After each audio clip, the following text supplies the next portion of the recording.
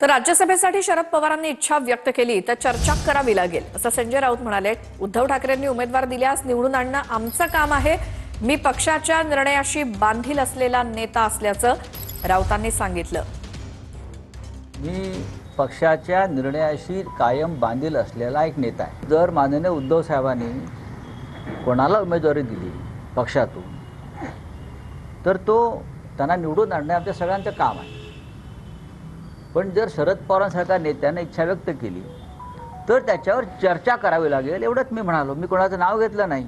आदित्य ठाकरेंचं सरळ म्हणणं आहे की दोन्ही राष्ट्रवादी एकत्र आले तर पुढे भविष्यामध्ये वेगळ्या अडचण निर्माण होऊ शकते, त्यामुळे मग ज्या चतुर्वेदी आहेत आपल्या खासदार त्यांनाच पुन्हा एकदा संधी दिली नाही। ते ठीक आहे ना, बरोबर आहे त्यांचं, ते मोठे नेते आहेत आदित्य ठाकरे हे।